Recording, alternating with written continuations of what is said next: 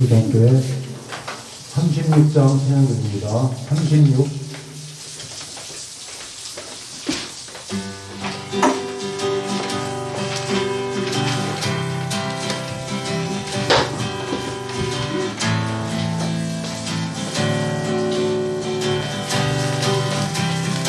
주님께 찬양하는 주님께 찬양하는 우리의 마음 얼마나 아름다운지 주님께 찬양하는 모든 성과 내 마음 천국일세.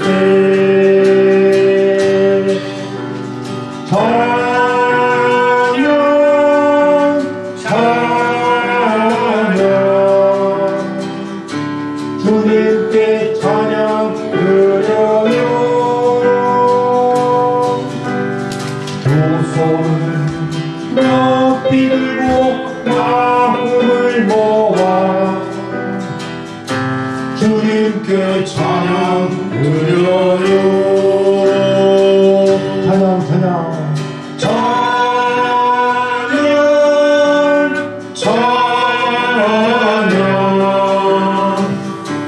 주님께 찬양 드려요. 두 손 높이 들고 마음을 모아 주님께 찬양 드려요. 주님께 찬양 드려요. 주님께 찬양 드려요.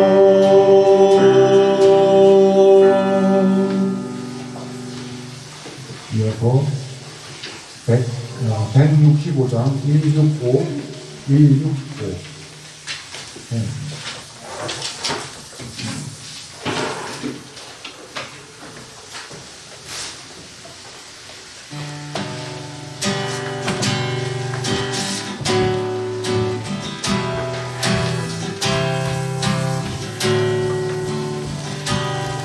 보혈을 자 보혈을 지어 하나님 도로 보혈을 지어 아버지 품으로 보혈을 지어 하나님 품으로 한 걸음씩 나아가네. 보혈을 지나 보혈을 지어 하나님 품으로 보혈을 지어 아버지 품으로 보혈을 지어 하나님 품으로 한 걸음씩 나아가네. 존귀한 존귀한 주 보혈이 내 영을 새롭게 하시네.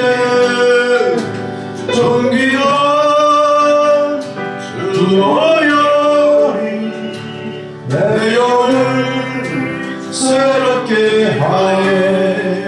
보혈을 지나 보혈을 지나 하나님 품으로 보혈을 지나 아버지 품으로 보혈을 지나 하나님 품으로 한 걸음씩 나아가네. 존귀한 존귀한 주 보혈이 내 영을 새롭게 하시네. 존귀한 주 보혈이 내 영을 새롭게 하네. 내 영을 새롭게 내 영을 새롭게 하네.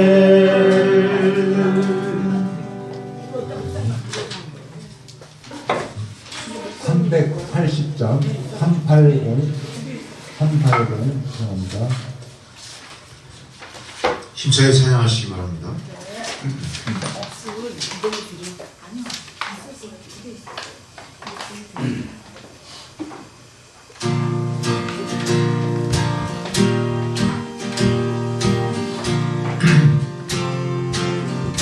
이제 내가 살아도 이제 내가 살아도 주 위에 살고 이제 내가 죽어도 주 위에 죽네 하늘 영광 보여주며 나로라 하네 할렐루야 찬송하며 주께 갑니다 그러므로 나는 사나 주나 주님 것이요 사나 주나 사나 주나 날 위해 피 흘리신 내 주님의 것이요 이제 내가 떠나도 저 천국 가고 이제 내가 있어도 주 위에 있네 우리 예수 찬송하며 나는 가겠네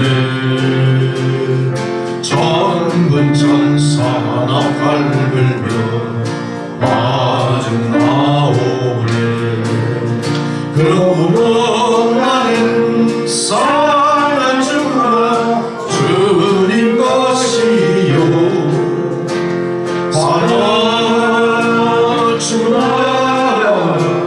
사랑 주나 날 위해 피 흘리신 내 주님의 것이요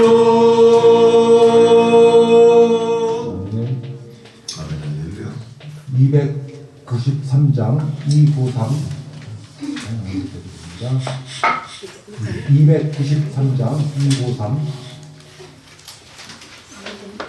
293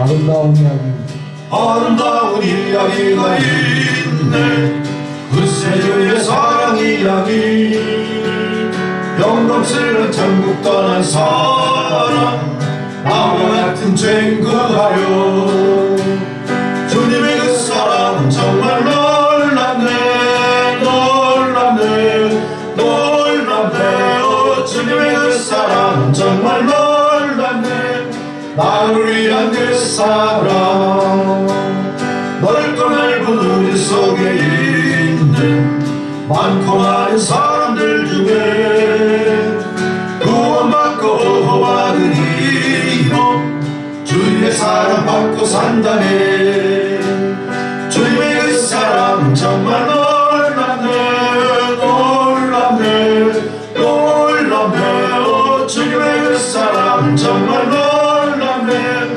나를 위한 그 사랑 사람들은 이해할 수 없네 주를 보낸 하나님 사랑 이 사랑이 나를 살게 하네 갈보리의 그 속의 사랑 주님의 그 사랑 정말 놀랍네 놀랍네 놀랍네 오 주님의 그 사랑 정말 놀랍네 나를 위한 그 사랑 주님의 그 사랑 주님의 그 사랑 정말 놀랍네 놀랍네 놀랍네 오 주님의 그 사랑 정말 놀랍네 나를 위한 그 사랑 나를 위한 그 사랑 나를 위한 그 사랑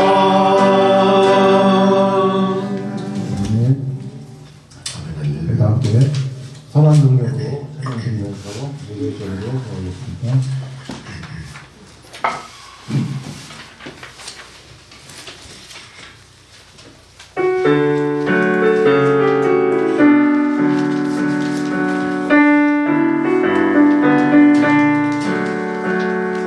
선한 일을 보여 감사하여 그 놀라운 평화를 누리며 나 그대들과 함께 걸어가네. 나 그대들과 나를 향해 그 선한 이름이 우리 감싸시니 믿음으로 일어나길 기대하네. 주 언제나 우리와 함께 계시고 하루 또 하루가 늘 새로워. 지나가 머물 어둠의 날들이 무겁게 내 영혼 짓눌러도 오 주여 우리 외면치 마시고 약속의 구원을 이루소서. 그 선한 힘이 우리 감싸시니 믿음으로 일어나길 기대하네. 주 언제나 우리와 함께 계시고 하루 또 하루가 늘 새로워. 지나가 무너져온 폭풍이 무겁게 내 영혼 맞나요? 한절 맞나요? 아니 한절 어둠을 헤치고 타오르네.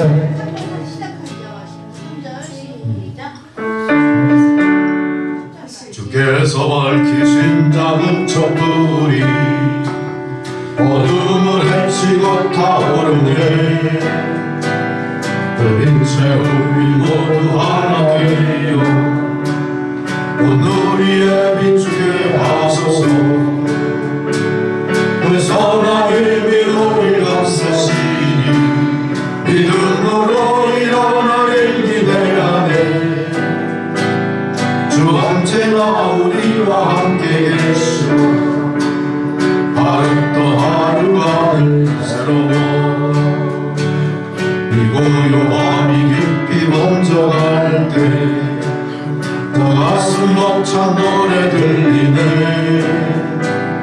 다시 하나 내게 이끄소서. 당신의 빛이 빛나니까 그 선한 힘이 우리 감싸시니 믿음으로 일어나길 기대하네. 주 언제나 우리와 함께 계시오 하루 또 하루가 늘 새로워.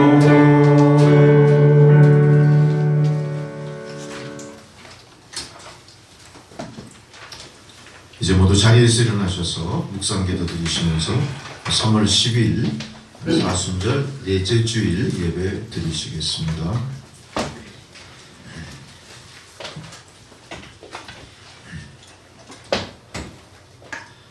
하나님이여, 주께서 우리를 버려 흩으셨고 분노하셨사오나 지금은 우리를 회복시키소서. 주께서 땅을 진동시키사 갈라지게 하셨사오니 그 틈을 기우소서. 땅이 흔들림이니이다. 주께서 주의 백성에게 어려움을 보이시고 비틀거리게 하는 포도주를 우리에게 마시게 하셨나이다. 주를 경외하는 자에게 깃발을 주시고 진리를 위하여 달게 하셨나이다. 아멘.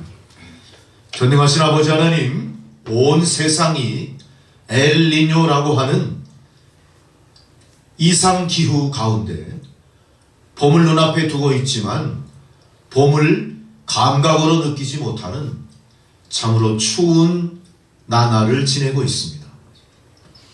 불순한 천기뿐만이 아니라 세상의 모든 풍조도 나날이 갈리우며 긴장과 대립과 원수지는 그런 세상이 우리의 삶을 두렵게 합니다.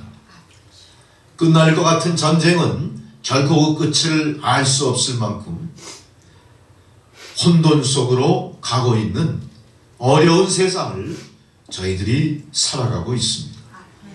끝난 것 같은 팬데믹도 그것이 끝난 것이 아니라 다시 어떤 모습으로 인류의 생존을 위협할지 알 수 없는 위기 속에 저희들이 살고 있습니다. 그러나 우리가 이 위기 가운데서도 추운 바람 속에 새봄의 기운을 품고 새 생명을 솟생케 하시는 변함없는 천기의 변화를 경륜하시는 아버지 하나님이 우리 가운데 계시기에 저희들은 결코 절망하지 않고 그날을 기다리옵니다. 자비하신 아버지 하나님이시여 주의 백성들을 위로하시고 주의 백성들을 한마음으로 고난과 시련으로 점철된 어두운 세상을 향해 빛되는 삶을 살게 하옵소서. 나날이 갈리오는 세상 풍조, 절망적인 세상을 향하여 우리가 성도의 본분을 잊지 않고 소금으로 세상을 살리는 역할 감당하는 저희들이 되게 하여 주옵소서. 오늘도 주의 백성들을 주의 성산으로 부르시고 주의 임재 가운데 산제사 드리게 하시니 참으로 감사드립니다. 하나님, 이 제사가 산제사로 주님께 드려질 뿐 아니라 모든 영광을 주님 홀로 받으옵소서. 이제 하나님 선포하시는 말씀이 육신이 되어 성도들 각자의 삶 가운데 현실의 능력으로 나타나게 하시고 말씀이 육신이 되는 이 놀라움을 온 세상 사람들 앞에 증거하는 광야에 외치는 자의 소리 같은 성도들 한 사람 한 사람 다 되게 하여 주시옵소서. 듣는 귀를 열어 주의 말씀을 들을 뿐 아니라 이 생명의 말씀을 마음판에 깊이 되새겨 주님 오시는 그날까지 변개치 않는 믿음으로 끝까지 십자가의 길을 가게 하여 주시옵소서.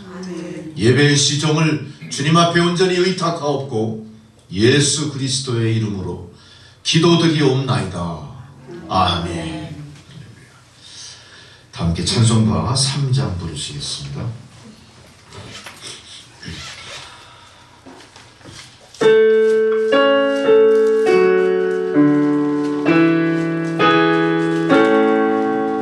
성부 성자와 성령 찬송과 영광 돌려 보내세.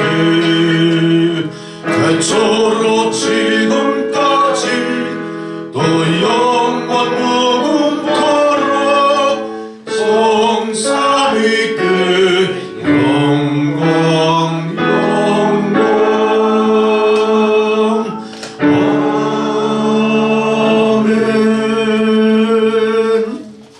사도신경으로 우리 신앙을 고백하시겠습니다. 나는 전능하신 아버지 하나님 천지의 창조주를 믿습니다. 나는 그의 유일하신 아들 우리 주 예수 그리스도를 믿습니다. 그는 성령으로 잉태되어 동정녀 마리아에게서 나시고 본디오 빌라도에게 고난을 받아 십자가에 못 박혀 죽으시고 장사된 지 사흘 만에 죽은 자 가운데서 다시 살아나셨으며 하늘에 오르시어 전능하신 아버지 하나님 우편에 앉아 계시다가 거기로부터 산자와 죽은 자를 심판하러 오십니다. 나는 성령을 믿으며 거룩한 공교회와 성도의 교제와 죄를 용서받는 것과 몸의 부활과 영생을 믿습니다. 아멘.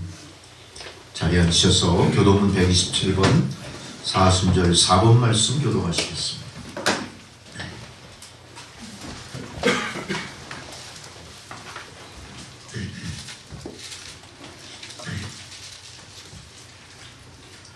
여호와를 자기 하나님으로 삼은 나라 곧 하나님의 기업으로 선택된 백성은 복이 있도다. 여호와께서 하늘에서 오시사 모든 생명을 주시니시며 곧 그가 거하시는 곳에서 세상의 모든 거민들을 굽어 살피시는도다. 그는 그들의 마음을 주시며 그들의 하늘을 굽어 살피시니로다. 많은 군대로 구원 얻은 왕이 없으며 용사가 힘이 세어도 스스로 구원하지 못하는도다. 우리의 여호와를 바라며 그는 우리의 도움과 방패이시로다. 우리 마음이 그를 즐거워하며 우리가 그의 성호를 의지하였기 때문이로다. 여호와여, 우리가 주께 바라는 대로 주의 인자하심을 우리에게 베푸소서. 아멘. 주기도문 찬양 다 함께 드리십니다.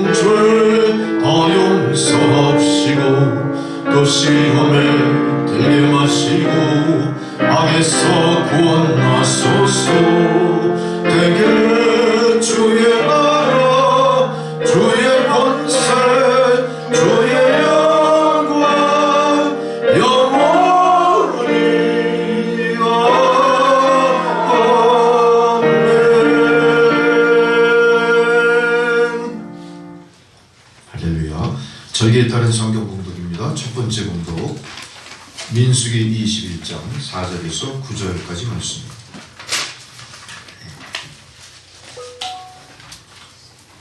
민수기 21장 4절로 9절의 말씀.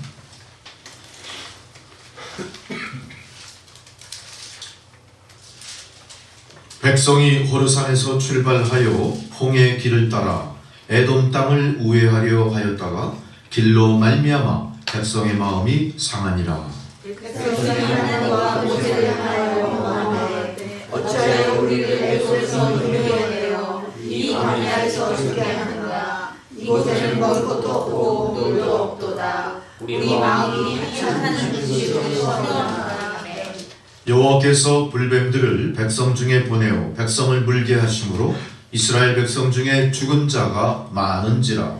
백성이 모세에게 이르러 말하되 우리가 여호와 당신을 하여 원망함으로 범죄하였사오니 여호와께 기도하여 이 뱀들을 우리에게 떠나게 하소서. 모세가 백성을 위하여 기도하매 여호와께서 모세에게 이르시되 불뱀을 만들어 장대 위에 매달아라. 물린 자마다 그것을 보면 살리라.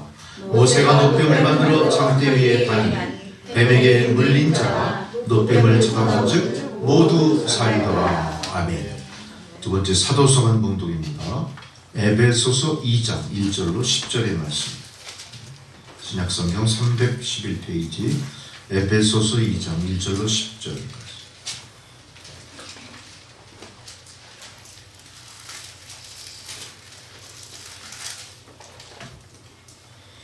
그는 허물과 죄로 죽었던 너희를 살리셨도다.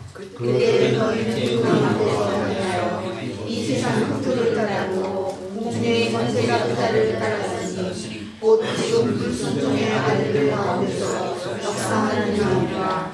전에는 우리도 다 그 가운데서 우리 육체의 욕심을 따라 지내며 육체와 마음에 원하는 것을 하여 다른 이들과 같이 본질상 진노의 자녀이었더니 그분이 풍성하신 하나님의 우리를 사랑하시니 큰 사랑을 인하여 허물로 죽은 우리를 그리스도와 함께 살리셨고 너희는 은혜로 구원을 받은 것이라. 또 함께 이르시사 그리스도 예수 안에서 함께 하늘에 앉으시니 이는 그리스도 예수 안에서 우리에게 자비하심으로써 그 은혜의 지극히 풍성함을 오는 여러 세대에 나타내려 하심이라.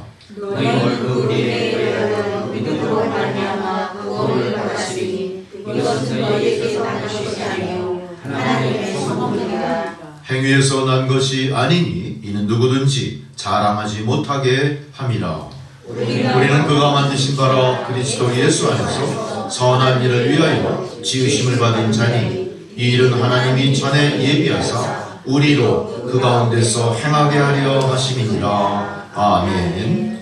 복음서의 봉독은 요한복음 3장 14절로 21절 말씀입니다. 요한복음 3장 14절로 21절의 말씀.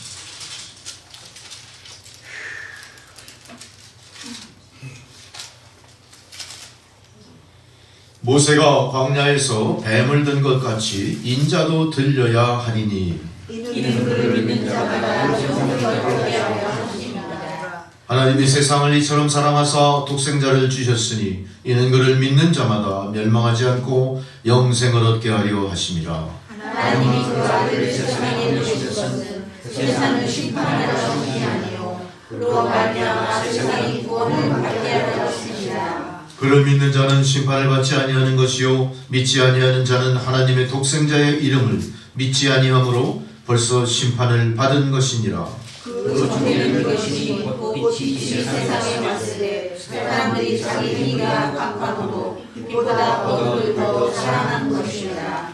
악을 행하는 자마다 빛을 미워하여 빛으로 오지 아니하나니 이는 그 행위가 드러날까 하미요 진리를 따르는 자는 빛으로 오나니 이는 그 행위가 하나님 안에서 행한 것임을 나타내려 함이라 하시니라.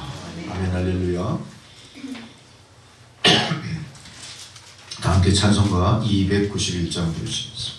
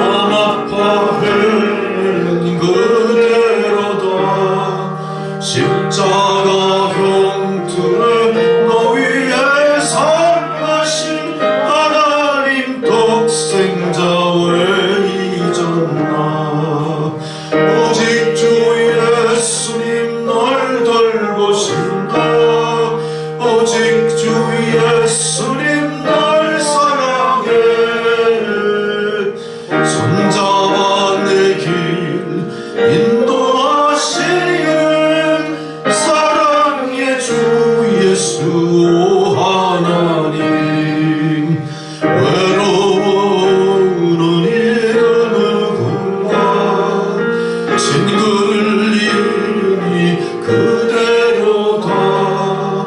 모두 널 버려도 내 죄를 속하신 주 예수 참 친구 왜 잊었나.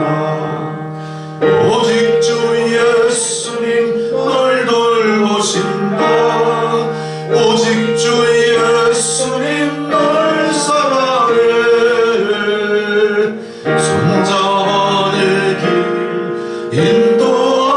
인도하시는 사랑의 주 예수 오 하나님. 사망을 이기신 능력의 주 내 곁에 늘 계심 왜 모르나. 주 말씀 따라서 사는 이 누구나 외롭지 않으며 즐거우리. 오직 주 예수님 널 돌보신다. 오직 주 예수님 널 사랑해. 손잡아 내 길 인도하시는 사랑의 주 예수 오 하나님. 아멘. 할렐루야.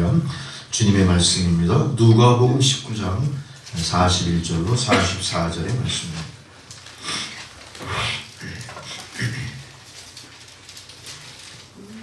주의 말씀을 봉독해 드릴 때 주님 말씀을 경청하시기 바랍니다. 누가복음 19장 41절로 44절. 가까이 오사 성을 보시고 우시며 이르시되 너도 오늘 평화에 관한 일을 알았더라면 좋을 뻔하였거니와 지금 내 눈에 숨겨졌도다. 날이 이를지라 내 원수들이 토둔을 쌓고 너를 둘러 사면으로 가두고 또 너와 및 그 가운데 있는 내 자식들을 땅에 메어치며 돌 하나도 돌 위에 남기지 아니하리니 이는 내가 보살핌을 받는 날을 알지 못함을 인함이니라 하시니라. 아멘. 이제 조혜종 목사님 기도해 주시겠습니다.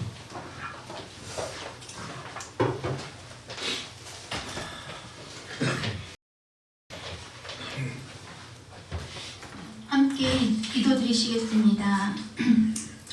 왕이신 나의 하나님이여, 내가 주를 높이고 영원히 주의 이름을 송축하리이다. 할렐루야. 사랑과 은혜가 풍성하시고 전능하신 여호와 하나님 아버지, 사랑과 은혜에 감사드립니다. 오늘도 저희들을 사랑하시어 주님 앞에 모여 예배드리며 주님을 찬양할 수 있도록 모든 것을 허락해 주시니 감사합니다. 이 시간 성령님께서 저희의 마음과 생각을 주장하시어 마음과 정성을 다하여 영과 진리로 주님께 예배드릴 수 있도록 도와주옵소서. 예배를 방해하는 모든 악한 세력들을 물리쳐 주시어 주님만을 바라보며 주님의 임재를 누리는 예배가 될 수 있도록 도와주옵소서. 하나님 아버지, 세상을 살아가는 동안 저희들은 여러 가지 모습의 어려움과 혼란을 겪고 살아갑니다. 때로는 아무리 기도해도 그 어려움이 사라지지 않을 때 하나님께서 정말 나의 기도를 듣고 계시는 걸까? 하나님께서 나를 정말 사랑하시나 하는 의심을 하기도 합니다. 그러나 주님, 이러한 저희들의 연약함을 불쌍히 여기사 주님을 신뢰하는 믿음으로 넘어지지 않도록 붙들어 주시고 가장 좋은 때에 주님의 선하신 뜻대로 이루어지심을 믿고 인내할 수 있도록 도와주옵소서. 두려워하지 말라, 내가 너와 함께함이라. 놀라지 말라, 나는 내 하나님이 됨이라. 내가 너를 굳세게 하리라. 참으로 너를 도와주리라. 나의 의로운 오른손으로 너를 붙들리라. 예, 말씀을 붙들고 전능하신 여호와 하나님 아버지를 온전히 의지하며 승리할 수 있도록 도와주옵소서. 이번 사순절 기간 동안 우리를 위하여 십자가에서 돌아가신 주님의 고난과 사랑을 묵상하며 주님의 선하신 뜻을 깨닫고 주님의 사랑을 본받아 서로를 사랑하고 이해하며 서로 도우며 사랑을 실천하며 살도록 도와주옵소서. 하나님 아버지, 이 나라와 민족을 위하여 기도합니다. 하나님의 크신 사랑과 은혜로 우리나라가 선진국의 대열에 합류하게 된 것을 감사드립니다. 그러나 현재 우리나라의 상황은 개인과 집단 모두 자신의 이익만을 추구하여 분열과 혼란이 점점 확대되고 있습니다. 주님의 도우심으로 하루속히 이 나라가 분열과 혼란에서 벗어나 정치, 경제, 사회적으로 안정되어 국민이 행복한 나라가 되게 하여 주옵소서. 특별히 이 나라 이 대통령을 비롯한 지도자들에게 지혜와 능력을 주시옵고 진정한 나라 사랑하는 마음으로 사심없이 하나 되게 하셔서 이 어려운 국면을 잘 해결해 나갈 수 있도록 도와주옵소서. 다가올 총선에서도 하나님을 경외하며 나라와 국민을 진정으로 사랑하는 마음으로 열심히 일할 수 있는 믿음의 사람들을 세워주옵소서. 이를 인하여 모든 성도들이 나라 사랑하는 마음과 믿음으로 열심히 기도할 수 있도록 인도하여 주옵소서. 우주 만물을 창조하시고 역사의 주관자 되신 하나님 아버지, 이 나라 민족을 사랑하셔서 평화와 번영을 허락하시고 주님을 예배할 수 있는 참 자유를 주심을 감사드립니다. 그러나 아직도 저 북한 땅은 악의 세력에 매여 하나님을 거역하며 핵무기로 평화를 위협하고 있습니다. 남과 북으로 갈라져 전쟁의 위험이 사라지고 있지 않는 이 나라를 불쌍히 여기사 전쟁이 일어나지 않도록 도와주시고 복음의 능력으로 주님이 허락하시는 때에 평화적 통일이 이루어질 수 있도록 도와주옵소서. 그야 남과 북이 하나 되어 주님의 사랑과 은혜를 전하는 선교 국가로서의 사명을 잘 감당할 수 있도록 도와주옵소서. 또한 세우신 북촌교회를 어둠의 세력으로부터 끝까지 지켜주시고 보호하여 주시어 앞으로 북한 땅에 세워질 수많은 주님의 몸된 교회 그루터기 역할을 잘 감당할 수 있도록 도와주옵소서. 남촌교회 성도들이 북촌교회를 위해 기도하며 북한 선교의 사명을 잘 감당할 수 있도록 도와주옵소서. 사랑이 충만한 교회, 모이기를 힘쓰는 교회가 되어 함께 예배드리며 말씀으로 더욱 온전케 되어 주님 맡기신 사명을 잘 감당하며 주님께 칭찬받는 남천교회의 진정한 부흥이 이루어질 수 있도록 인도하여 주옵소서. 복음을 들고 다케스탄에 나가 있는 윤기석 신한미 선교사를 비롯하여 세계 곳곳에서 하나님 나라의 확장을 위해 쓰고 있는 선교사들의 건강과 안위를 지켜주시어 주신 사명 잘 감당하도록 도와주옵소서.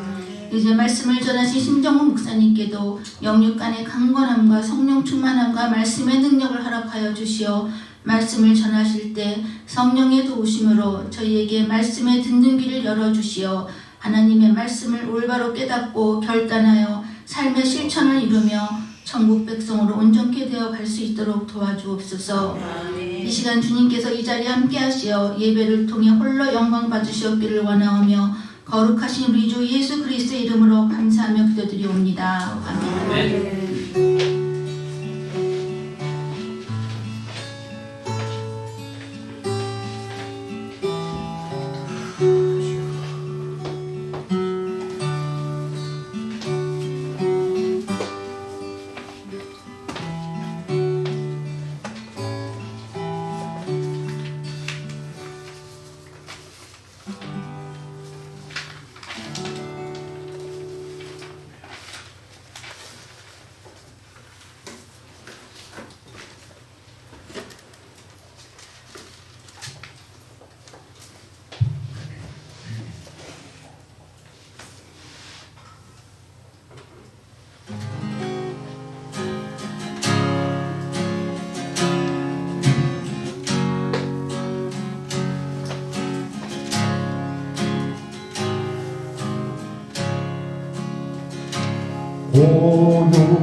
고요히 주님 앞에 와 내 모습 돌아볼 때 순간순간 그 모든 죄와 허물을 다 주님의 손과 발 다시 못을 받던 이 죄인 빌라도 변사보다 악한 주한문 주님 앞에 무릎 꿇고 용서를 빕니다. 영속은 머리를 숙여 기도 드릴 때 순간 순간 행한 일들 죄와 허물일 뿐이다. 주님의 그 허리에 다시 창을 댔던 이 죄인 빌라도의 군중보다 악한 주한 몸이 우리 주님 그 앞에서 용서를 빕니다.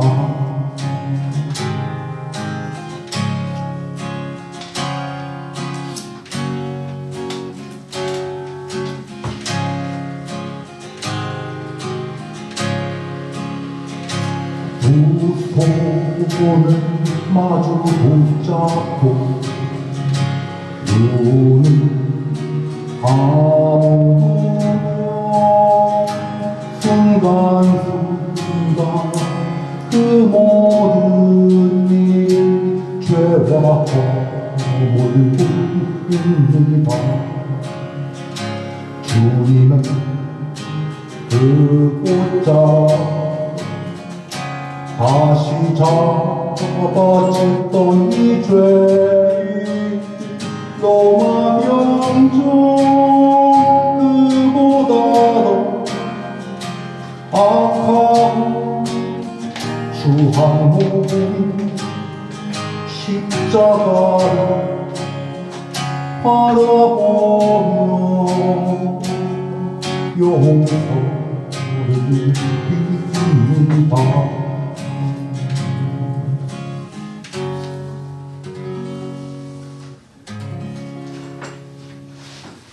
아멘.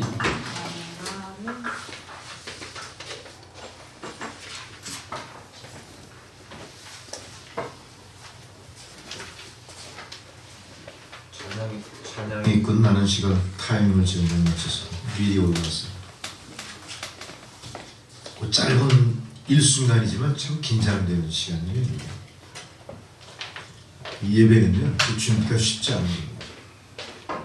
아무리 잘 준비가 됐다 해도 허점이 있는 거예요.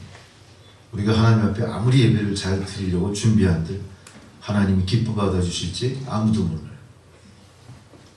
우리는 그저 항상 부족합니다. 항상 주님 앞에 송구스러운 마음 품으죠. 주님이 우리에게 베푸신 은혜를 우리가 가늠할 수도 없고 그 갚을 처지도 아니고 그럴 자격도 없는 거죠. 그저 우리는 우리 있는 자리에서 최선을 다합니다. 최선을 다해서 진실하게, 최선을 다해서 성실하게, 최선을 다해서 할 수 있는 데까지. 그게 우리 믿음의 모습이 아닌가요? 우리가 잘하겠다고 자꾸 오버하면 어떻게 될까요? 저처럼 미리 올라와 버려요. 그래서 그 1분을 아주 힘들게 지내요. 오버하지 마십시오. 그럴 필요도 없어요. 오버하면 피곤해요. 그죠? 할렐루야. 또 나이가 들어가시면 어때요? 다 자기 정도껏 하시는 거예요. 자기 체력에 맞게, 또 자기 믿음의 분량에 맞게 그렇게 하시는 거예요. 내 믿음이 작으면 작은 대로 하나님 어떻게 하실까요? 다 알아서 다 받아주시. 할렐루야. 그 믿음이 작다고 해서 우리가 열등한 게 결코 아닙니다. 믿음이 많다고 해서 우리가 하나님 앞에 우등생 되는 거야. 그저 다 똑같이 하나님 앞에 하나님의 귀한 백성인 줄 믿으시기 바랍니다. 그래서 우리는 오늘 제목이 그 주제가 눈물이에요. 눈물은 세상이 바라볼 때 어떻죠? 뭔가 우리가 나약하고 뭔가 고난이 있고 뭐 힘들 때 이렇게 나의 어떤 본색을 드러내는 것이냐 그렇게 이해해요. 그러다 보니까 세상은 눈물을 어떻게 하죠? 배척하고 우리는 눈물을 흘리지 못하게 하는 분위기가 있어요. 그래서 남자들이 특별히 눈물을 흘리면 어떻죠? 남자답지 못하다. 남자답지 못하다. 하나님 앞에서 남자답지 못한 거 그거 흉내 아니에요. 하나님 앞에서인데 뭐 창피할 게 뭐가 있어요. 좀 남자답지 못하면 어떻습니까? 예수님도 오늘 눈물을 흘리십니다. 예수님은 남자예요, 여자예요? 그 성을 초월한 예수님도 눈물을 흘리십니다. 얼마나 세상이 각박해지고 공중권세 잡은 사탄의 그 논리대로 그 의지대로 이끌려가면은 세상에 눈물을 보이지 못하게 하는지 우리가 다시 한번 깊이 현실을 통찰할 필요가 있다는 겁니다. 여러분, 인간의 희로애락의 모든 감정 속에는 눈물이 다 들어있습니다. 그렇죠? 희로애락의 눈물이 다 들어있습니다. 우리는 짐승도 눈물이 있다고 착각하는데 이거 사탄 마귀 얘기입니다. 짐승이 무슨 눈물이 있습니까? 짐승에게 뭐가 있어요? 분비물이 있습니다. 분비물. 자기의 기관을 지키는, 눈동자를 지키는 분비물이지 뭐 도살장 끌려가는 소가 눈물을 뚝뚝 흘리더라? 다 거짓말해. 왜 속냐 이거. 눈물은 누구에게만 있어요? 인간에게만 있는 보석 같은 거. 우리가 도살장에 끌려가는 소가 눈물을 흘리는 걸 보고 참 보석 같은 눈물을 흘린다 그러겠습니까? 다 지금 양심의 가책 때문에 그렇게 미화시키는 거야. 정신 똑바로 차리십시오. 짐승들은 분비물이랍니다. 우리가 흘리는 눈물은 어떤 거예요? 감동이고 그건 인간 자체. 우리는 눈물을 통해서 많은 걸 생각하게 되죠. 저는 아주 어려서 성장하는 과정 속에 어머니와 아버지의 눈물을 처음 봤을 때 엄청난 충격을 느꼈습니다. 어린 내 마음속에도 어떤 공포도 있어요. 그 눈물이. 왜 눈물을 흘리실까?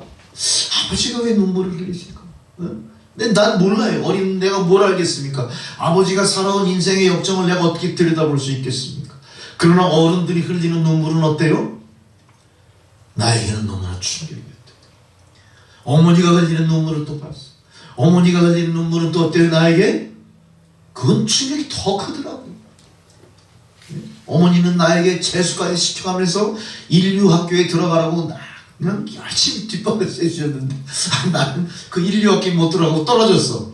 그 엄마가 떨어졌다는 소식을 갖고 집에 들어와 보니까 이 머리에다가 하얀 띠를 이렇게 꽉 매줬어. 그때는 약이 별로 없잖아요. 두통이 있으면 이거 꽉 매잖아요. 그러고 엄마가 울고 앉아있는데 야, 이거 너무너무 충격이야. 딱 보는 순간 난 뭘 느꼈어요? 내가 불효자구나. 어린 마음에도 엄마가 내가 낙방한 거 엄청 충격을 받을 수 있어. 이렇게 눈물 한 방울은 어때요? 우리 상상을 초월하는 많은 이야기들을 담고 서로 교감하게 돼. 우리는 그래서 이 놀라운 하나님이 주신 이 눈물을 어떻게 활용할까를 생각하셔야 돼요. 우리는 눈물을 안 흘리죠? 눈물 흘리면 창피하죠? 그 뒤에 숨어서 흘립니까? 그 눈물 또한 의미가 있습니다. 우리는 눈물을 흘리죠. 눈물을 통해 우리의 모든 마음이 어떻게 돼요? 정신이 카타르시스, 정화되는 거예요. 우리가 그래서 가끔씩 어때요? 실컷 울고 싶다. 실컷 울고 싶다. 근데 실컷 울고 싶은 환경이 세상에는 조성이 안 돼요. 그럴 때 우리는 어떻게 해야 됩니까? 산속으로 들어갔습니다. 흐르는 내 물소리에 내 울음을 감추면서 마음껏 통곡하고 울 수 있는 분위기를 만드셔야 돼요. 그게 지혜로운 거예요.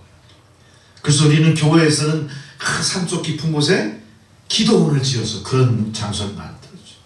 우리는 우리 집의 가정 속에서도 나의 골방, 기도의 골방 속에 마음껏 주님 앞에 울부짖어 통곡하고 기도할 수 있는 자리 만드셔야 됩니다. 그 자리 만들지 않고 우리는 어떠한 걸 만들고 앉아있어.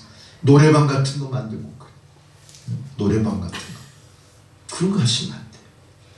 그래서 우리는 눈물에 대해서 다시 한번 깊은 인식을 가져야 될 겁니다. 우리는 눈물 흘리는 나뿐만 아니라 눈물 흘리는 상대를 보면서 우리는 상대의 마음을 짚어보기도 합니다. 저 사람이 왜 저렇게 슬플까? 그러면서 공감을 통해 그 사람의 슬픔이 나의 슬픔이 되는 경우도 우리는 느낄 수가 있어요. 교감한다는 얘기죠. 상대가 분노하며 흘리는 눈물에 나도 같이 분노하고 주먹을 불끈불끈 쥐면서 그 사람 편에 서보기도 합니다. 또한 그 사람이 눈물 짓는 이유를 내가 알았을 때 그 사람이 갖고 있는 모든 상황을 내 상황에 비견하면서 그 사람 편이 되고 싶다. 이게 눈물 한 방울이 우리의 마음을 뒤흔드는 놀라운 능력이 있다는 걸 대변하고 있는 겁니다. 우리는 이렇게 우리의 감정 속에 숨겨져 있는 눈물, 이걸 숨겨놓을 것이 아니라 이 눈물을 통해 상대방에게 선한 영향력을 미치고 상대방에게 용기를 주고 상대방에게 구원의 길을 열고 상대방에게 새롭게 거듭날 수 있는 계기를 만들어 주실 수 있어요. 저는 그 어머니의 그 눈물을 통해 아이고 내가 불효자구나, 더 열심히 공부해서 반드시 좋은 학교에 합격하리라, 이런 생각을 했겠어요, 안 했겠어요? 마음속에 다짐을 한다. 두 주먹 불끈 쥐고 다짐. 그래서 그 다짐한 게 이루어졌을지 안 했을지 그 신경 쓰지 마세요. 이렇게 눈물은요 우리에게 필요합니다. 근데 오늘 놀랍게도 지금 이 눈물이 누구의 눈물이라는 얘기예요? 예수님의 눈물을 우리가 취하는 거죠. 우리가 많은 사람들끼리 교감하는 과정 속에서의 눈물도 감동적이고 값어치가 있는데, 오늘 누가 이 눈물을 흘리는 거예요? 예수님이 눈물을 흘리는 거예요. 바로 메시아의 뜨거운 눈물을 우리가 다시 한번 깊이 생각해 보지 않을 수가 없습니다. 여러분, 예수님은 우리가 알다시피 33년의 생애를 보냈어요. 얼마나 아름다운 33년입니까? 얼마나 귀한 33년입니까? 생각해 보세요. 가장 그 청춘으로서도 가장 왕성할 시기 아닙니까? 뭔가 세상을 관조하는 그 뭔가 그 철학과 사상이 가장 무르익어갈 때가 아닙니까? 자기의 주장이 얼마나 막강했겠습니까?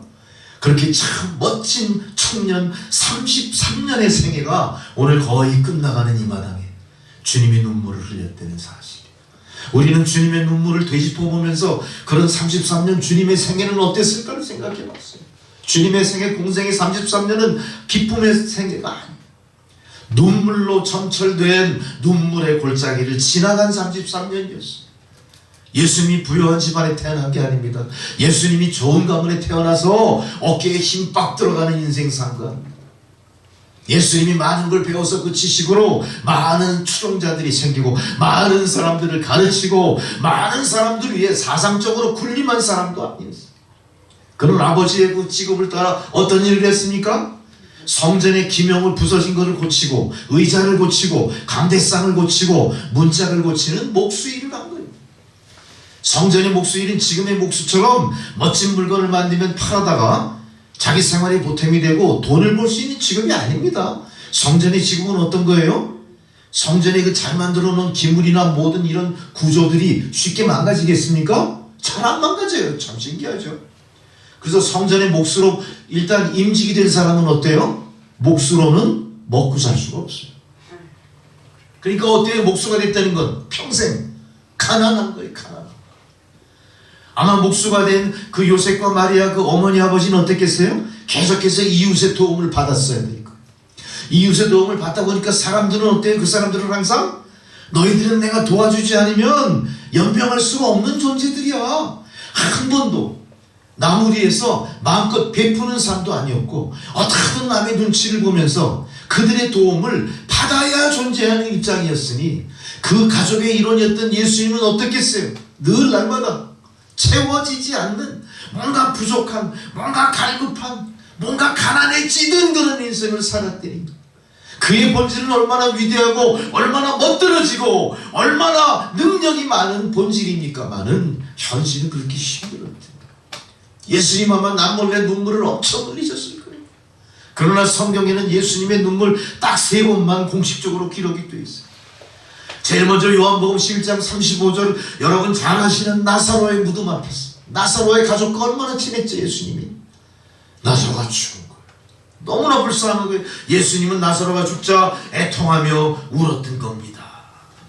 그 가족들이 비통해하는 모습을 보고 예수님도 어떻게 했어요? 같이 공감의 눈물을 흘리시. 그들의 슬픔이 나의 슬픔이 된 거예요. 이게 뭡니까? 애통하는 마음이 통한 거예요. 여러분, 우리가 죽었을 때 사람들이 쳐다보지도 않아.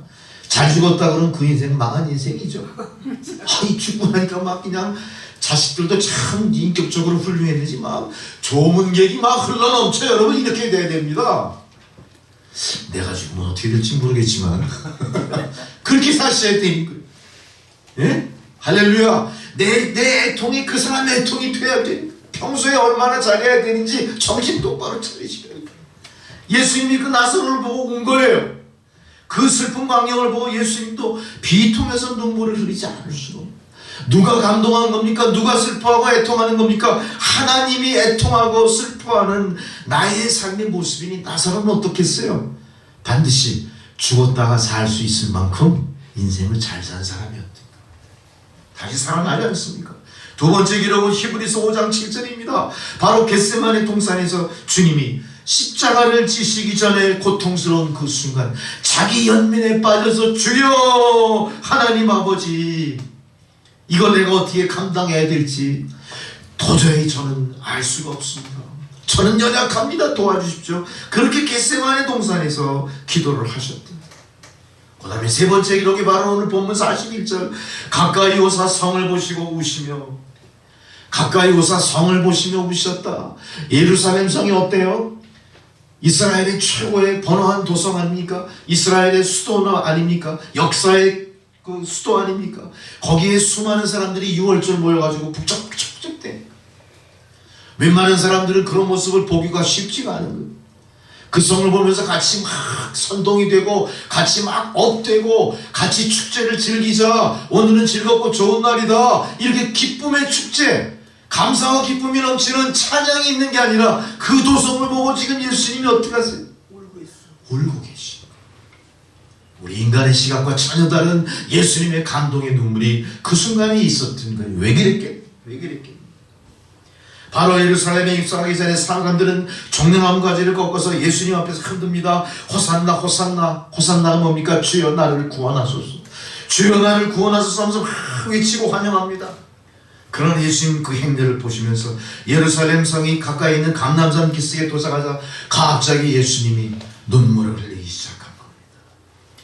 드디어 공식적으로 세 번째 기록된 그 일이지만 공생의 전체 분위기로 봤을 때 세 번의 눈물뿐만 아니라 예수님의 33년은 눈물로 점철된 내딛는 발걸음마다 눈물이 떨어지는 인생을 사셨을 거다. 남부여대하고 예수님을 따르던 사람들은 그 시대 모든 사람들의 기층민들이에요. 제일 못 사는 사람들입니다. 제일 변두리의 사람들입니다. 제일 하찮은 직업을 영위하면서 하루하루 근근히 연명하는 사람들이었어요. 그들을 바라볼 때 예수님의 마음이 어땠겠어요? 너무나 아팠을 거예요. 그들의 배고픔을 같이 느끼신 거예요. 그들이 소외를 같이 느끼신 거예요. 그들의 핍박을 내 핍박으로 느끼신 거예요. 그들이 동족이 당하는 고난을 도저히 예수님은 묵고 할 수가 없었던 거예요. 그 남몰래 흐르는 눈물로 그가 걷는 33년은 눈물의 33년이었을 것이다. 우리는 감람산 기슭의 통곡을 생각합니다. 41절에 본문에서 가장 비통한 눈물, 아마 예수님이 흘린 눈물 중에 제일 비통한 눈물이 오늘 이 이야기일 텐데 그 이야기는 바로 헬라어 원어 성경에 보면 클라이오라고 표현되어 있어요. 클라잉 우리 그러죠. 클라잉 하면 뭐예요? 클라이 하면 뭐예요? 울다라는 표현이 이게 원어 표현이에요. 근데 이게 정확한 원어의 의미는 뭐냐? 눈물을 뚝뚝 흘리다 정도가 아니에요. 눈물을 떨구다?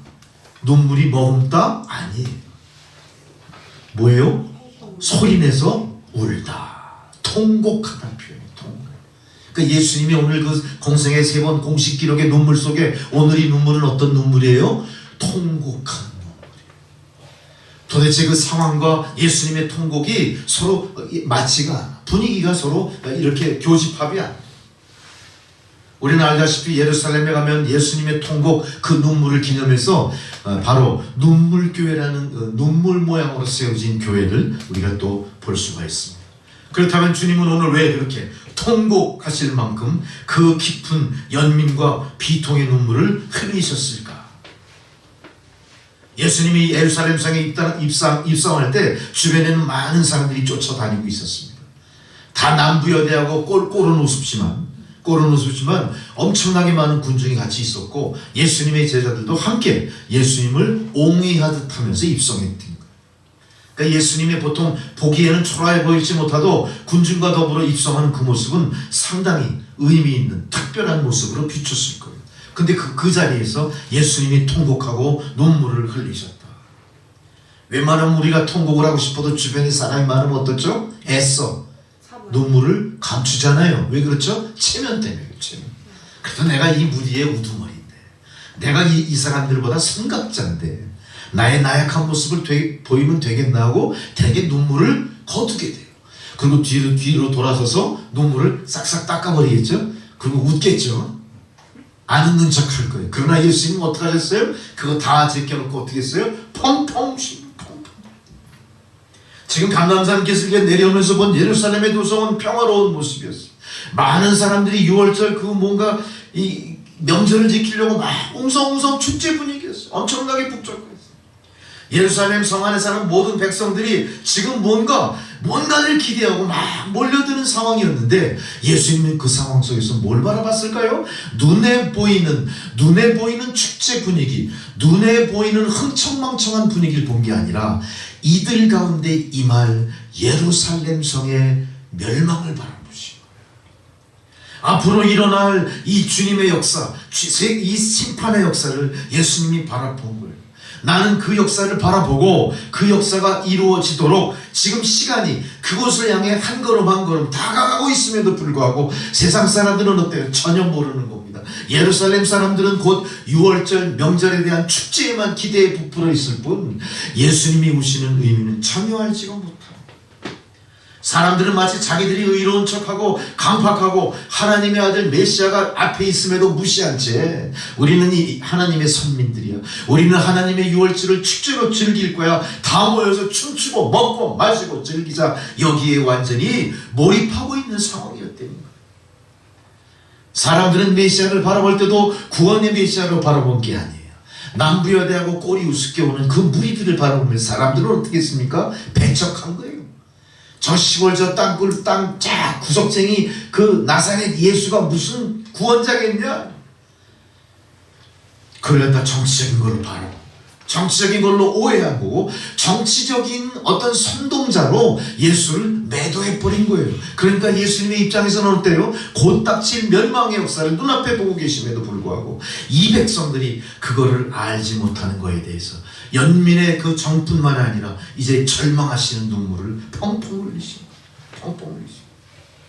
예수님은 이전에도 세상 사람들의 한심한 모습을 보시고 탄식한 적이 있습니다. 누가복음 13장 34절 35절에 이렇게 탄식하셨어요. 예루살렘아 예루살렘아 선지자들을 죽이고 내게 파송된 자들을 돌로 치는 자여 암탉이 제 새끼를 닭 날개 아래 모음같이 내가 너희 자녀들을 모으려 한 일이 몇 번이나 되느냐. 그러나 너희가 원치 아니하였도다. 무슨 얘기예요? 주님은 계속 구원의 복음을 전함에도 불구하고 세상 사람들은 그 구원의 복음을 외면할 뿐 아니라 배척하는 모습을 보고 예수께서는 그들을 탄식하셨다. 지금 눈앞에 펼쳐진 예루살렘 도성의 모습은 평화의 도성이고 축제의 도성이었지만 얼마 되지 않아 로마에게 짓밟혀버리게 될 겁니다. 바로 AD 70년 티투스 로마에서 파송한 장군에 의해서 이 예루살렘 도성이 돌 위에 돌 하나도 남기지 않을 만큼 완벽하게 멸망하는 모습을 볼 수가 있습니다. 주님은 지금 뭘 바라보세요? 공생의 33년을 마감하는 그 순간 앞으로 37년 후에 벌어질 이 도성의 형편없는 멸망을 바라보고 계신 거예요. 이 멸망과 더불어 이루어질 모든 참혹한 현실을 주님은 다 바라보시면서 눈물을 흘리실 정도가 아니라 지금 펑펑 우시고 통곡을 하셨습니다. 본문 42절에 예루살렘을 바라보는 예수님의 탄식이 나옵니다. 가라사대 너도 오늘 평화에 관한 일을 알았다면 얼마나 좋을 뻔하였거니와 지금 내 눈에 숨기었도다. 너희들은 지금 평화에 취해 있지만 너희들은 곧 70년 후에 AD 70년에 멸망할 거야. 이걸 말씀하시는 거예요. 그러면서 주님은 뭘 요청합니까? 너희가 회개하고 예수님이 지금 선포하는 평화를 알았다면 얼마나 좋으련마는. 너무너무 안타깝다니까. 43절 44절에 날이 이를지라 내 원수들이 토성을 쌓고 토둔 그랬어요. 토둔. 공성을 위해서 성벽 높이만큼 이게 언덕을 쌓는 겁니다. 언덕 위에 올라가서 성안을 공격하는 토둔을 쌓고 너를 둘러 사면으로 가두고 또 너와 그 가운데 네 자식들을 땅에 메어치고 어떻게 된 거죠? 이 성을 완벽하게 에워싸고 어떻게 하는 거예요? 쥐새끼 한 마리 빠져나가지 못하게 완벽하게 포위하고 멸절시키겠다. 그 얘기. 지금 주님이 그때를 보는 거예요. 네 자식들을 땅에 메어치는 게 뭐죠? 패대기 치는 거예요. 돌 위에 돌 하나도 남기지 않는다. 로마 병정들이 예루살렘 그 성벽 그 솔로몬 성전이 금으로 지었다는 그 허황된 소리를 듣고 어떻게 해요? 금을 찾기 위해서 무너진 성벽을 다 하나하나 청으로 쪼는 거예요. 정으로 쪼는 거야. 일설에 의하면 모든 모르타르가 시멘트나 다른 석회석이 아니라 금으로 모르타르 했다는 소문이 돌았어. 그러니까 이 병사들이 그 성을 공격하고는 어떻게 해요? 돌을 청으로 다 쪼아가지고 산산조각 부숴놓은 거야, 완전. 지금 말씀 돌 위에 돌 하나 남지 않겠다는 예언이 완벽하게 이루어지는 걸 본 겁니다. 바로 이 심판의 날, 심판의 날. 돌 위에 돌 하나도 남기지 않는 이 권고받는 날을 내가 알지 못함을 인하여 내가 슬퍼 통곡하노라, 이런 말씀을 한 거예요. 안타깝게도 이 예수님의 예언이 그대로 다 성취돼서 정말로 로마 군대가 AD 70년 완벽하게 이 예루살렘 도성을 완벽하게 없애버리는데요. 참 놀랍게도 이 당시에 예루살렘 저 안에 팬데믹이 있었어요.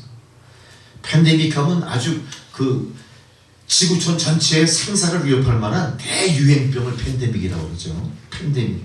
단순한 유행병이 아니라 엄청 규모가 큰 팬데믹이 있었어요. 그래서 예루살렘 도성 안에 6월절을 위해서 그 축제를 위해 모인 사람 중에 물경, 이 정확한 통계는 아니겠죠. 110만 명이 죽었대요. 110만 명. 그 당시에 110만 명이 죽었어요. AD 70년이면 언제예요? 지금 2000년 전입니다. 110만 명이 죽어, 전염병으로 죽었어. 굶어 죽고 학살당해 죽은 사람이 110만 명이 이래. 이때 너무나 성 안에 그 포위돼서 힘들다 보니까 어떤 일이 벌어졌죠? 오늘 내 아들을 삶아 먹자, 내일은 내 아들 너 삶아 먹게 줄게. 할렐루야. 성경에 기록된 이런 처참한, 이런 참혹한 그 역사의 사실에 대해서 주님은 미리 아시고 어떻게 하십니까? 눈물을 펑펑 통곡을 하시고, 너희가 이걸 왜 알지 못하냐 이거야. 나는 정치적인 예수가 아니라 나는 세상을 구원하러 온 너희 구원주 메시아다. 이걸 알지 못하는 것에 대해서 너무나 주님은 안타깝게 생각하시죠.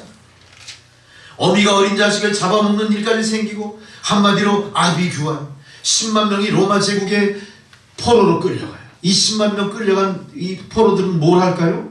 원형 경기장 안에서 사자밥으로 던져지는 일. 이 사자밥이 된 거예요. 10만 명. 110만 명이 죽고, 전염병에 죽고, 맞아 죽고, 굶어 죽고, 서로 잡아먹어 죽고, 그리고 그 나머지 10만 명이 사자밥으로 끌려가. 사자.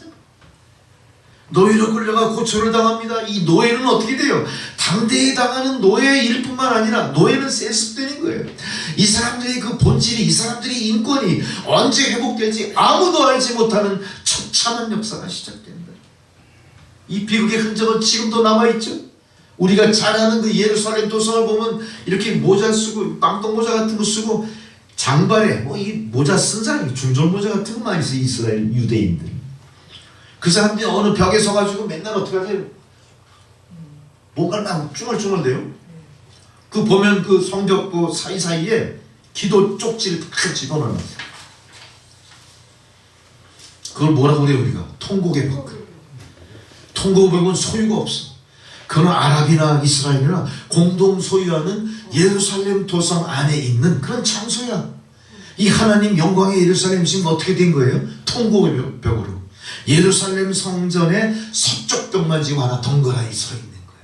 어때요 이스라엘의 역사가? 예수님 바라보고 통곡하신 그 역사가 그때나 지금이나 계속 이어져 내려오는 거예요. 예수님의 통곡은 멈추지 않고 있습니다. 이제 예수님의 통곡을 우리가 들었다면 그 통곡 소리가 누굴 통해 나와야 되겠습니까? 예수를 믿는 성도들을 통해 그 통곡 소리가 나오면서 그 통곡 소리로 말미암아 이 통곡의 벽이 세상 모든 사람들의 통곡의 벽, 우리의 죄를 자복하는 통곡의 벽, 하나님을 무시하고 멸시천대했던 나의 죄를 통해 자복하는 통곡의 벽이 돼야 되는 거고, 그런 통곡의 눈물이 오늘 우리의 가슴을 흘러 넘쳐나가야 돼요. 여러분, 예수님의 눈물은 어떤 의미입니까? 죄인과 이스라엘에 대한 연민과 비통의 눈물이었습니다. 비장한 가고 앞으로 십자가를 내가 대신 져야 된다는 구원의 십자가에 비장함을 담근 그런 눈물이었습니다. 이제 예루살렘의 멸망을 바라보면서 우리는 이 시대의 심판이 바로 예루살렘의 멸망에 예표한 대로 우리 앞에 있을 것이라는 사실을 생각하셔야 합니다. 우리는 세상의 축제에 젖어서 예수 그리스도의 구원을 멀리할 것이 아니라 우리에게도 이미 예표했던 예루살렘의 멸망 같은 그런 비극적인 인류의 종말이 있을 것이다. 우리는 종말론적 신앙을 회복하셔야 됩니다. 이 종말론적 신앙과 더불어 우리의 마음을 통해 흘러넘치는 눈물과 통곡 소리로 세상의 영혼에 잠든 사람들을 흔들어 깨우셔야 됩니다. 저들의 양심을 흔들어 깨우셔야 됩니다. 저들의 불신앙을 흔들어 깨우셔야 됩니다. 저들의 불복종을 흔들어 깨우시고 예고하셔야 됩니다. 너희들 예루살렘 성전의 멸망을 보지 않았어? 그보다 더 극심한 하나님의 심판, 역사의 종말이 우리 눈앞에 있을 거야. 정신 차려 외치는 일을 성도와 교회가 우리 앞에 감당하셔야 돼요. 주님은 마가복음 9장 47절 49절에 이렇게까지 말씀하십니다. 만일 내 눈이 범죄하거든 빼어버리고 한눈으로 하나님 나라에 들어가는 것이나 이만큼 어때요? 하나님의 역사와 하나님의 약속과 하나님의 심판의 모든 것들은 호리도 어긋남이 없이 다 이루어질 거라는 거죠. 여기에는 연민이 있을 수 없습니다. 여기에는 정도것이 있을 수가 없습니다. 하나님 명하신 대로, 하나님 계획하신 대로 모든 것이 이루어질 뿐입니다. 우리가 하나님 앞에 그 알량한 자비 구하지 마세요. 그 자비를 구하신다면 여러분은 한눈을 빼는 용기가 있지 않고는 그 자비를 구할 수가 없습니다. 내가 이 손이 잘못하면 잘라서 불구가 되는 한이 있더라도 주님 앞에 나갈 각오가 되어 있지 않다면 우리는 주님의 자비를 구할 자격도 없고 능력도 없는 겁니다. 이만큼 우리의 신앙은 어떤 겁니까? 하나님의 약속이 호리도 변함없이 약속대로 다 이루어지리라고 하는 이 놀라운 이 말씀을 제대로 붙잡는 여러분들이 되셔야 됩니다. 여러분 하나님 앞에 이 정도쯤이야 하는 신앙의 말미를 구하려고 하지 마십시오. 여러분 그 인자를 어떻게든 내가 하나님을 설득하고자 하는 신앙생활로 그렇게 이상하게 변질시키시면 안 되는 겁니다. 우리는 오직 그저 내 눈이 잘못됐으면 눈 하나 빼고 가는 나라에 들어가는 거예요.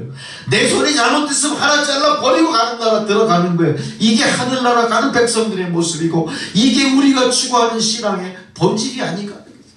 이게 본질이다. 지옥의 고통이 얼마나 큰지 범죄하는 눈을 빼버려라. 천국에 들어가는 게 더 낫다고 표현. 차라리 그걸 빼버리고 천국에 들어가는 게 낫다고 표현할 만큼 하나님의 천국과 지옥의 약속은 우리에게 너무나 극명하게 뚜렷하게 다가오는 거예요. 나의 삶의 의지대로, 나의 삶의 경륜하는 대로, 내가 갖고 있는 지식의 범위대로 하나님의 심판의 약속, 하나님이 경륜하시는 역사를 경하게 여기지 마시고 지엄한 하나님의 분부로 받아들이시고 여러분의 신앙을 다시 한번 뒤돌아보셔야 됩니다. 적당한 신앙으로는 안 되기 때문이죠. 이제 우리는 주님의 눈물을 봤습니다. 이제는 우리 주님의 눈물을 봤다면 주님의 요청이 뭔지 아셨을 거예요.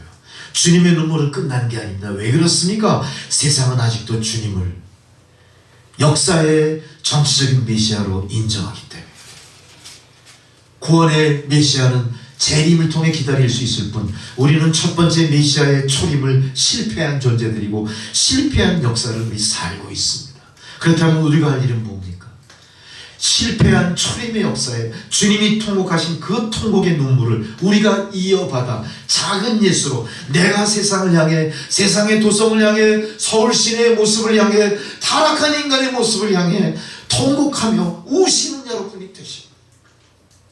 예수 믿지 않는 자식을 바라보면서 통곡하고 우는 여러분들이 되셔야 돼요.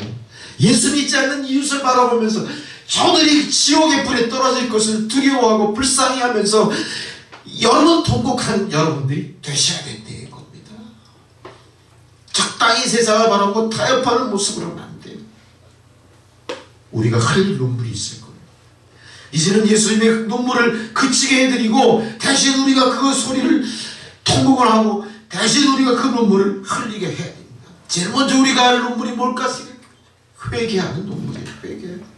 우리가 주님을 너무나 무시했죠. 우리가 주님이 가난하다고 무시했고 무식하다고 무시했고 가문이 별 볼 일 없다고 무시했고 권세가 없다고 무시했잖아요. 회개하셔야 돼요. 우리는 회개를 해야 반드시 십자가 대속의 복음을 믿을 수가 있는 거예요. 마가복음 1장 15절에 가라사대 때가 찼고 하나님의 나라가 가까웠으니 회개하고 복음을 믿으라 이렇게 우리에게 명령하셨어요. 이렇게 예수님 부르시셔도 우리는 받아들이지 않았어요. 회개하지 않았습니다. 하나님 나라가 가까이 왔어요. 하나님 나라는 멸망의 예루살렘 통해 예고된 것이었고 그거를 바라보며 통곡하셨는데도 불구하고 우리는 그걸 완전히 무시해버렸습니다. 복음을 믿지 않았습니다. 천국은 죄인은 입장 불가라는 사실 우리는 적당히 생각하시면 안 돼요. 우리가 옷만 갈아입고 성형수술하고 천국 갈 수 있을까요?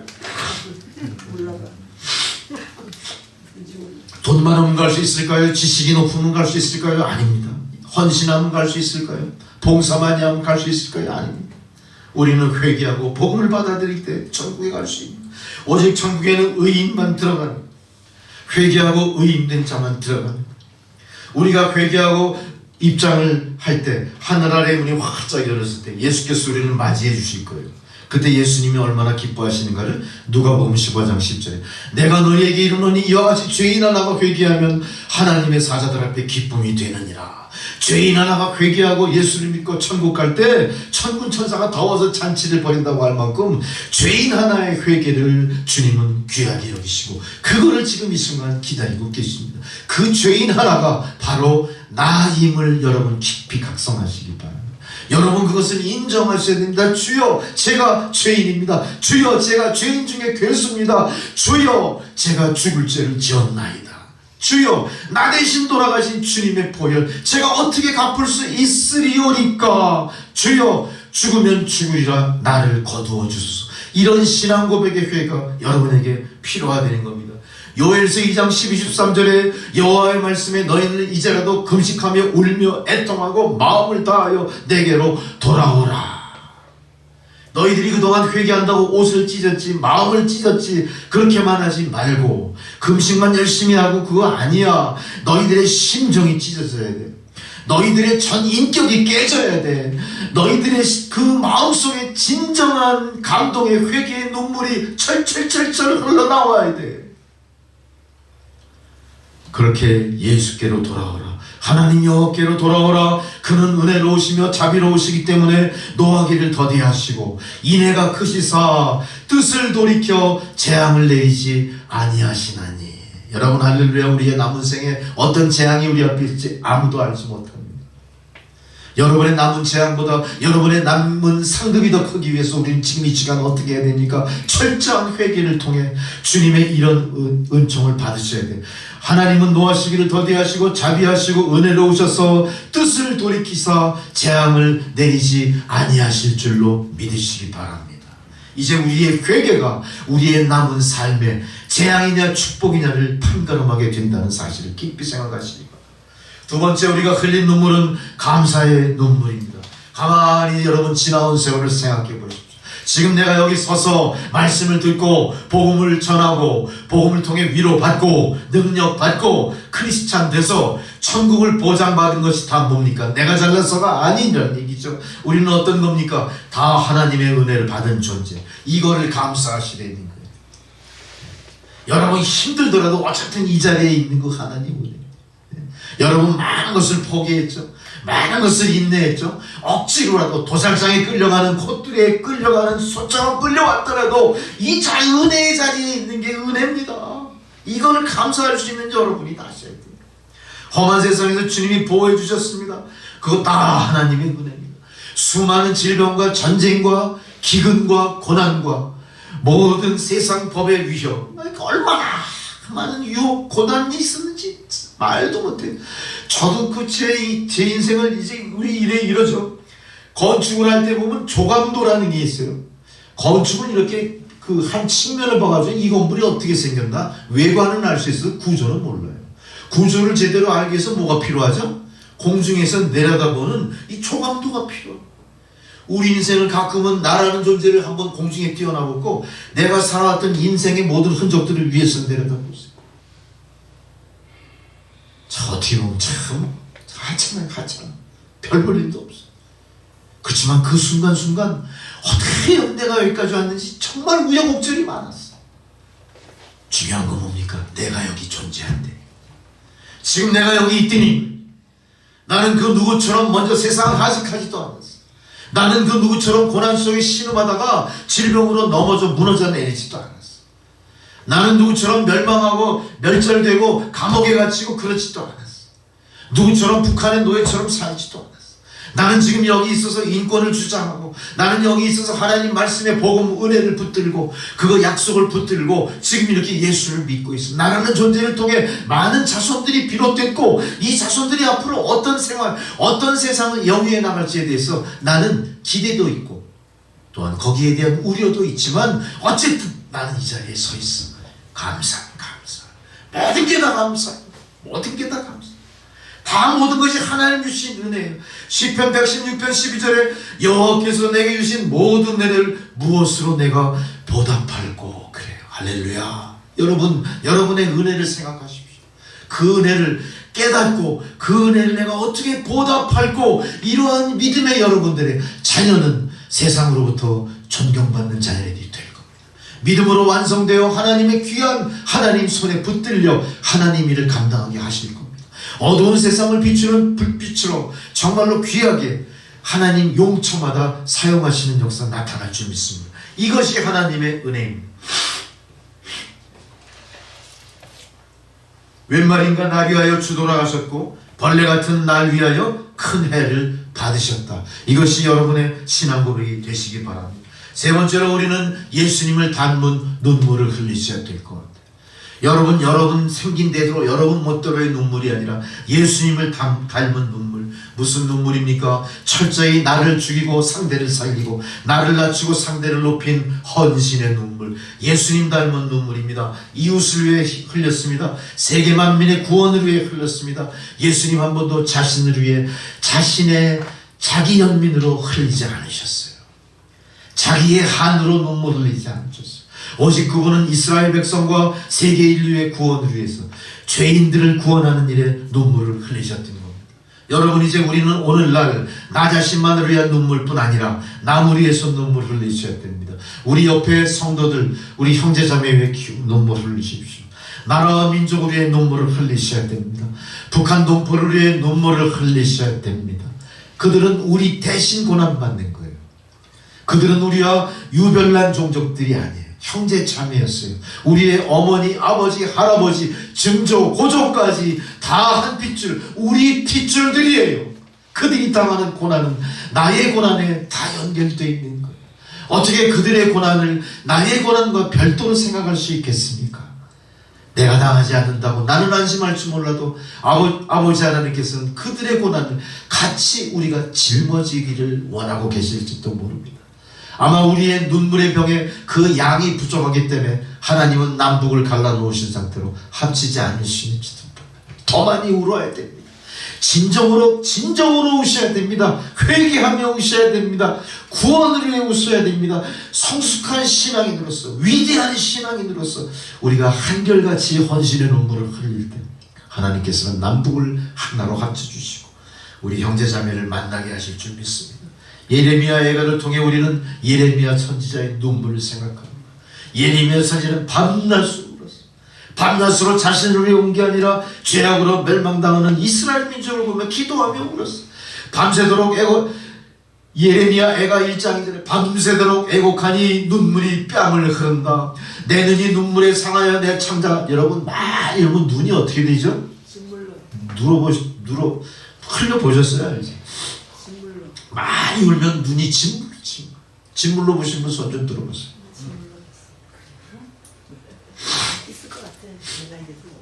수천 성도도 아니고 여기서 손 들어보셔야 돼요. 눈물로 예레미야 선지자.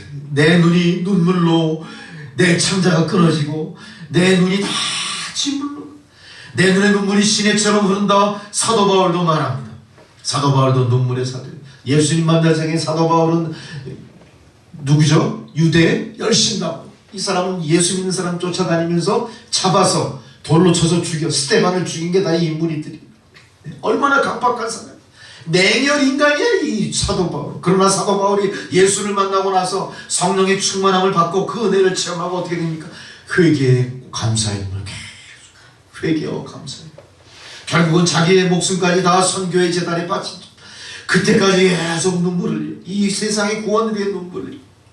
빌립보서 3장 18절 내가 여러분 너희에게 말한다. 이제도 눈물을 흘리며 말한다.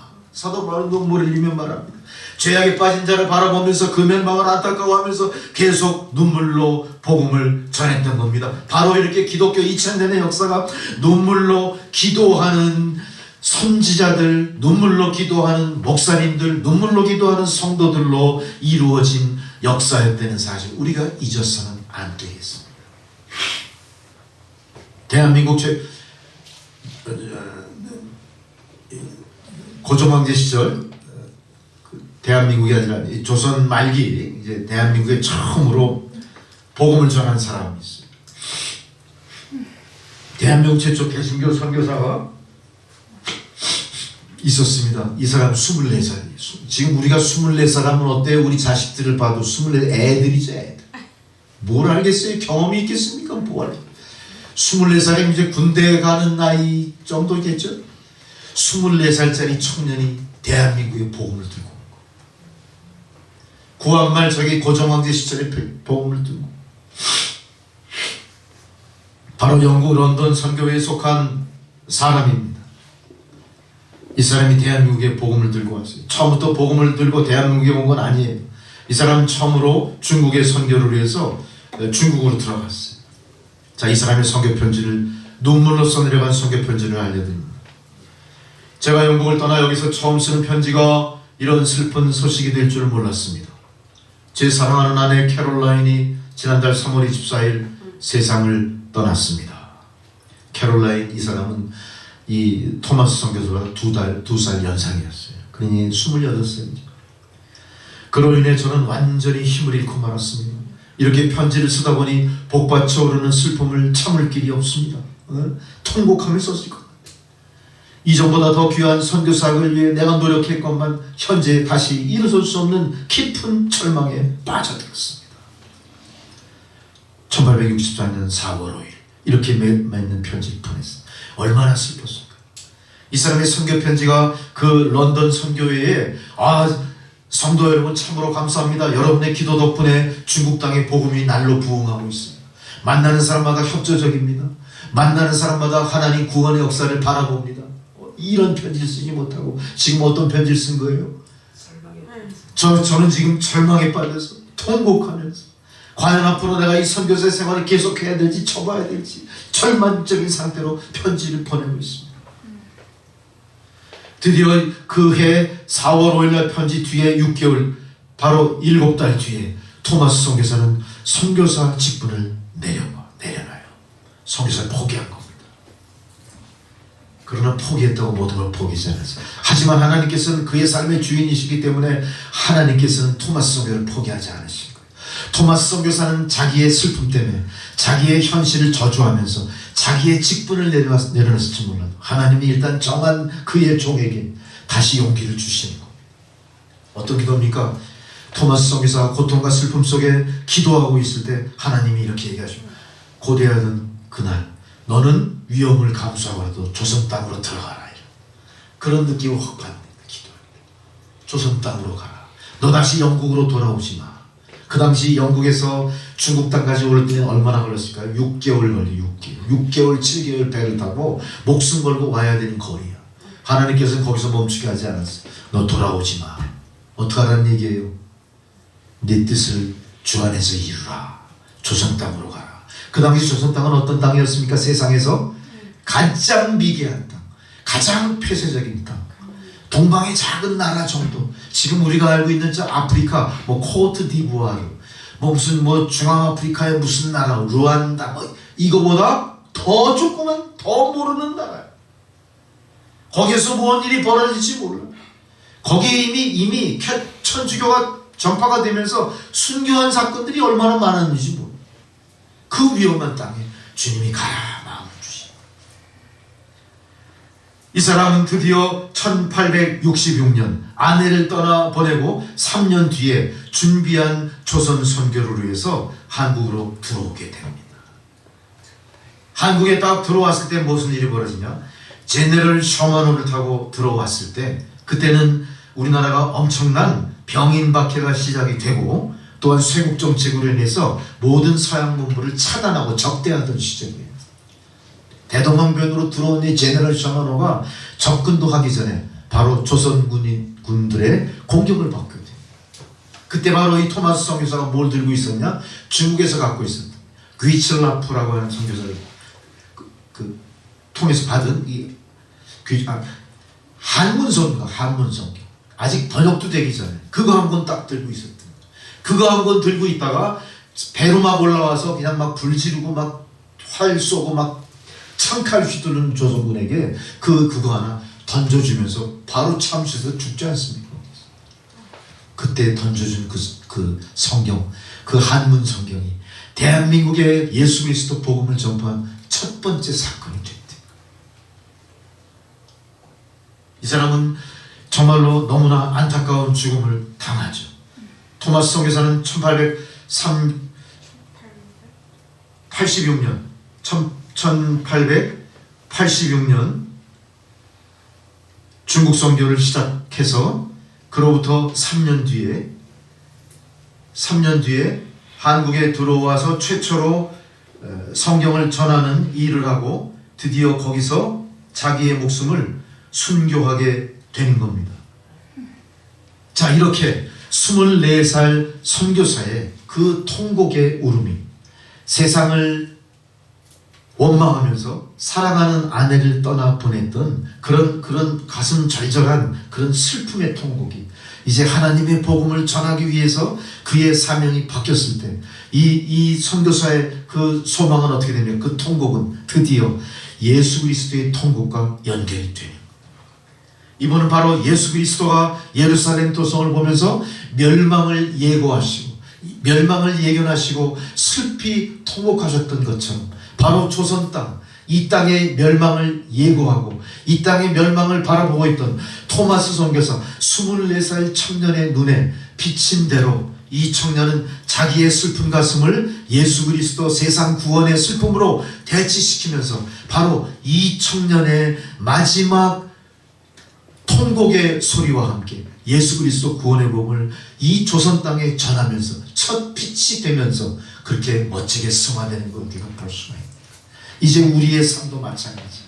예수 그리스도의 통곡과 그 슬픈 눈물이 이제 우리의 삶을 통해 나에게 주어진 신앙의 사명으로 나타나셔야 됩니다. 그게 복음의 구원을 선포하는 것이든 헌신하는 것이든 열심히 믿음의 모범을 보이는 것이든 남과 더불어 고난을 함께 나누는 것이든 그런 자비한 마음을 갖는 것이든 사랑을 베푸는 것이든 무슨 모습으로라도 우리는 예수 그리스도의 사랑을 전하는 작은 예수로 살아가셔야 될 것이고 이제 우리가 우는 모든 울음은 나의 자기 연민의 울음이 아니라 세상을 바라보고 구원을 생각하면서 통곡하셨던 그 울음처럼 우리도 그렇게 승화된 높은 차원의 하나님과 교통하는 놀라운 은혜의 통곡이 여러분 삶 속에서 울려 퍼져야 된대. 이제 그 통곡은 나 하나만의 슬픔, 나 하나만의 감정의 동요로 나오는 그런 반작용의 그런 통곡이 아니라 세상의 구원을 바라보고 진정으로 통곡하는, 진정으로 슬퍼하고 하나님의 연민과 하나님의 긍휼히 여기심과 통하는 그런 거룩한 통곡이 되시기를 바랍니다. 그 거룩한 통곡의 성도가 오늘 주님이 기다리시는 바로 여러분이신 줄 믿습니다. 할렐루야. 우리가 이제 사순절 네 번째 주일을 맞이하면서 우리는 예수님의 십자가와 그 고난 또 구원의 은총 부활을 우리가 바라보고 있습니다. 여러분 이제 우리가 세상에 태어나 울음을 울더라도 우리는 세상 그 울음과 다른 높은 차원의 세상의 구원을 위해서 주님이 우리에게 맡기신 사명을 감당하는 그런 울음을 통해 여러분의 자손이, 여러분의 이웃이, 여러분의 형제 자매들이 구원받고 다 함께 천국 백성으로 주님 품에 안기는 놀라운 일을 생각하면서 기꺼이 주님 앞에서 우시는 여러분 되시기를 주의 이름으로 축원합니다. 기도하시겠습니다.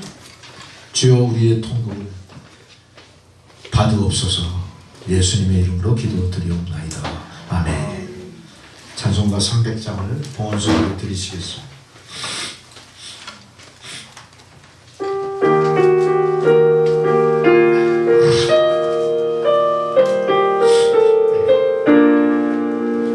내 마음이 낙심되며 근심에 쏠릴 때 주께서 내게 오사 위로해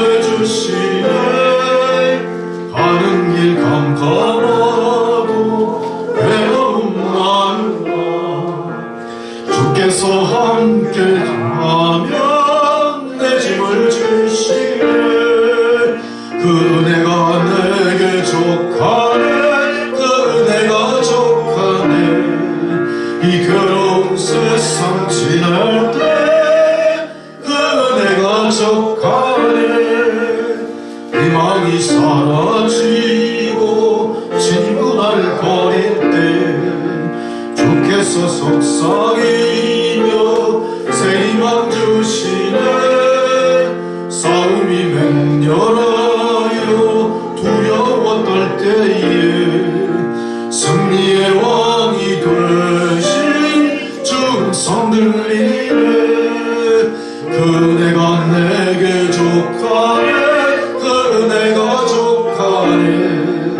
이 괴로운 세상 지날 때 그 은혜가 족하네.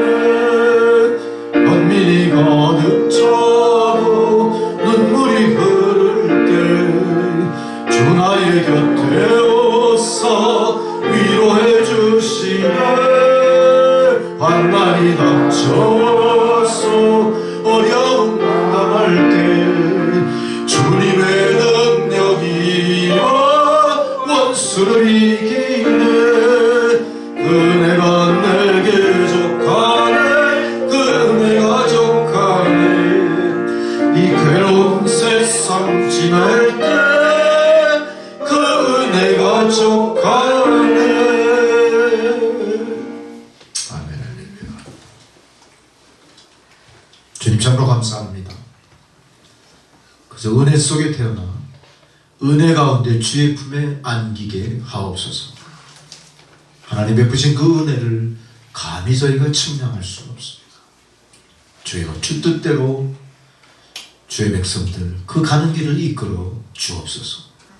오늘도 주의 은혜 가운데 귀한 생명의 말씀을 듣고 마음판에 되새기며 세상을 향해 나가는 주의 성도들, 하나님 베푸신 은혜의 일단을 거룩하게 성별하여 예물을 바칩니다. 하나님 예물을 흠양하시고 쓰여지는 곳마다 하나님의 은혜가 흘러넘쳐나게 하옵소서. 고난과 시련의 세상 속에서도 주의 성도들 그들의 모든 삶이 부욕해 하시고 가라지 않게 하시고 하나님 받은 축복과 은혜를 세상에 유통하는 축복의 중심이 되게 하옵소서. 예수님의 이름으로 기도드리옵나이다. 아멘.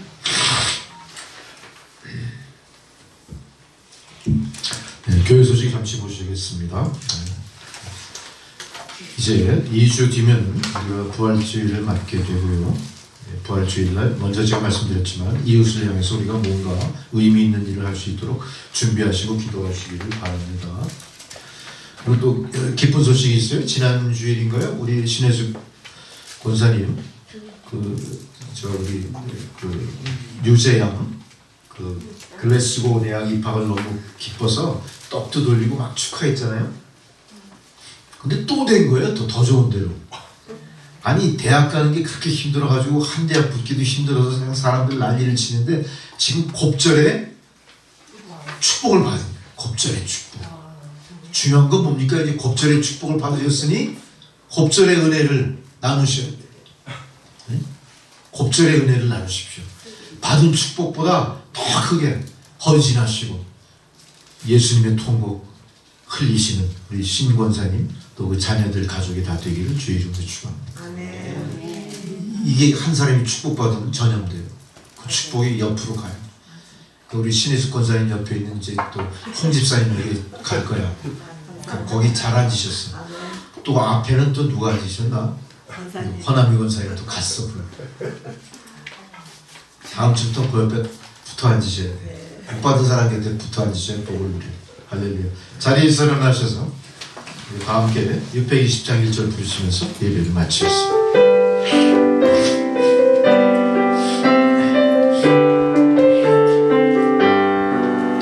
여기에 모인 우리 주의 은총 받은 자여 주께서 이 자리에 함께 계심을 아노라.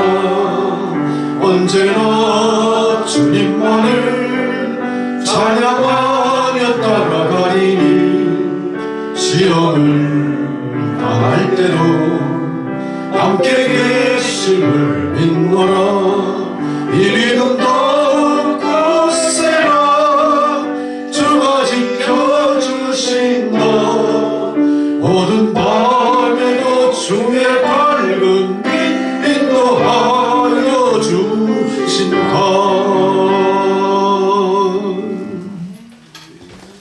이제는 우리 구주 예수 그리스도의 은혜와 하나님 아버지의 사랑과 성령의 교통감화 역사하신 그 놀라우신 은혜가 오늘 귀한 생명의 말씀을 통하여 주여 우리로 울게 하소서.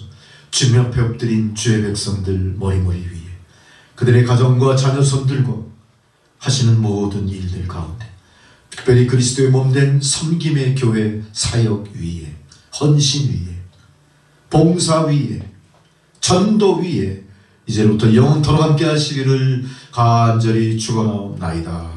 아멘.